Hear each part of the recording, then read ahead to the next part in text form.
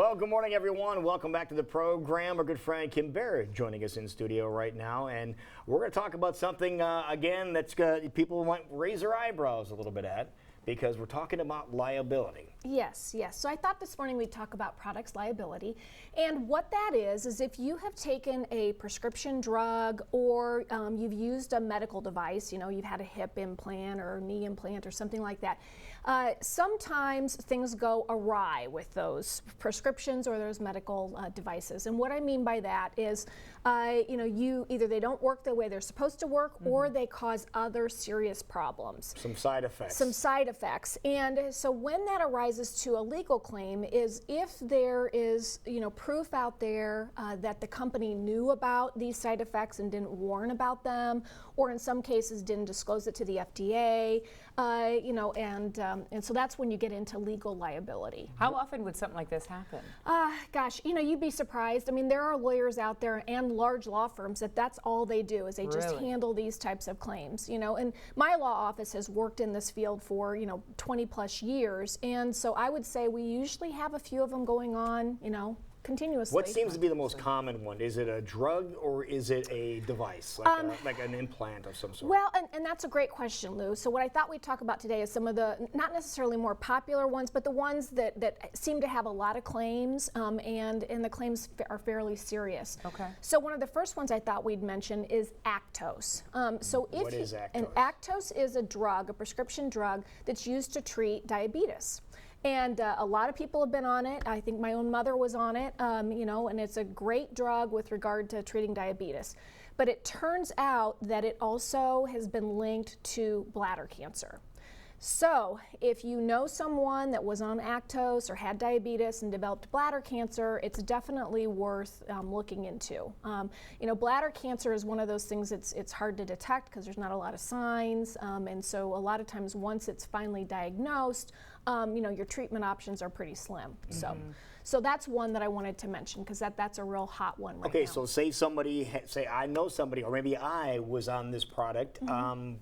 What do I do, and what can I get? Yeah, well, so what you want to do is you want to first of all just give a lawyer a call. You can call our office or you can call your lawyer and get a referral. You'll see sometimes the commercials on TV. They're talking about call this law firm.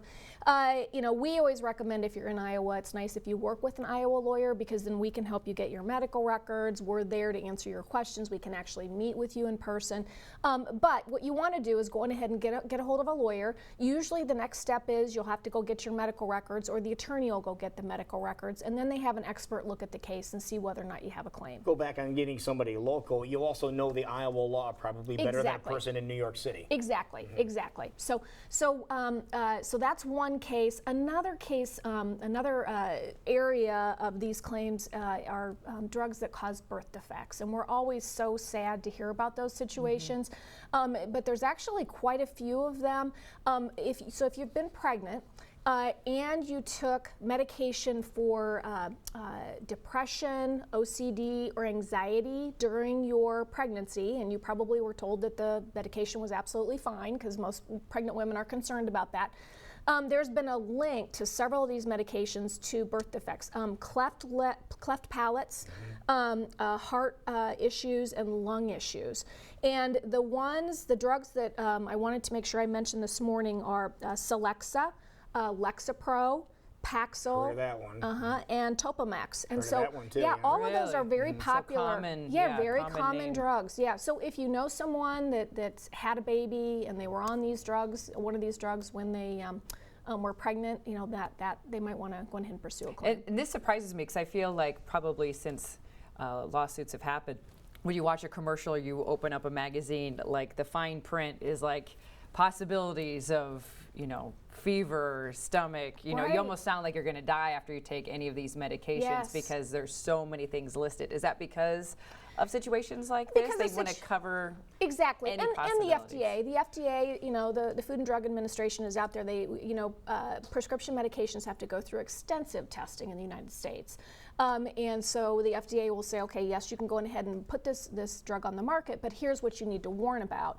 And when we get into a legal claim is when there was some knowledge about some problems that either weren't shared with the FDA, or after the drug's on the market, they start getting, the company starts getting calls, hey, we've got somebody who, we've got these babies that are being born with these problems, or we've got these patients that are developing bladder cancer. Right.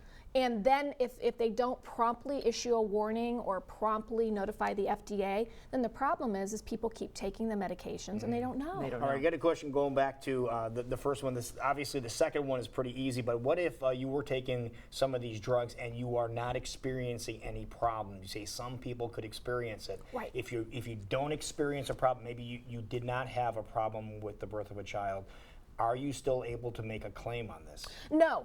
So you have to be hurt. So for example, You have to have had one of the effects. yeah, you have happen to have you. had one of the effects. Okay. Because frankly, a lot of these drugs, so the Lexapro and the Paxil, and a lot of these drugs are still on the market. And if you're somebody like me, I'm not going to have any more children. And so if I needed to be on one of these drugs for depression or anxiety or something like that, then these are probably perfectly fine drugs for me to be on. It's only if you're in If you've been affected. if you've been affected. If you're going to be pregnant, then you need to be talking to your doctor.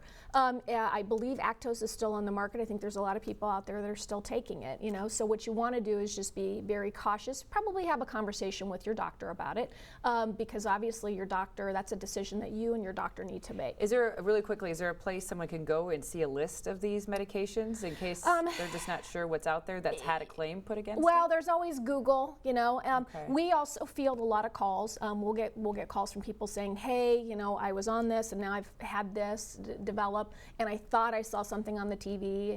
We're more than happy to do some legwork. It and say, seems like almost everybody is on high blood pressure medication High blood or pre- knows somebody that is. Are any of Exactly. those with the red flag Yes, right now? well, there are some issues with regard to some of the high blood pressure medications, with regard to either heart issues, there's some blood clotting issues, so really all of those you just need to kind of, it's probably smart just occasionally to get on Google and Do some and do homework. some Check it homework. out. But and our doctors are really good about making us come in for checkups, especially if you want that prescription renewed. And the doctors are usually pretty good about keeping up to breast, keeping up to speed about what's going on with these drugs. So the only other ones that I wanted to mention is, if you've had a hip implant or a knee implant and you're having issues with it, there are some brands out there that we're discovering that it's really metal on metal, and so there's a problem and they probably have to be taken back out. There's also some bacterial infection issues with regard to warming blankets. And in some cases, people have had hip and knee replacements. There was a warming blanket that was used during the surgery, and they end up developing this serious bacterial infection, and they lose the leg. Oh, no. So Jeez. yeah, so some of these, we really only today wanted to talk about things that are pretty serious. Yep. All right, well, if they have any questions, they can get a hold of you. Obviously, Sure. you can stop by and visit or get a hold of you on the phone, 279-2000 or 515-INJURED. Easy way to remember that number. Yeah, absolutely. Wonderful. Good job. Thank you. Interesting Thanks, stuff. guys. Yeah, All good to see you. We will be right back. It is 7:52 right now. You're watching CW Iowa Live in West Des Moines.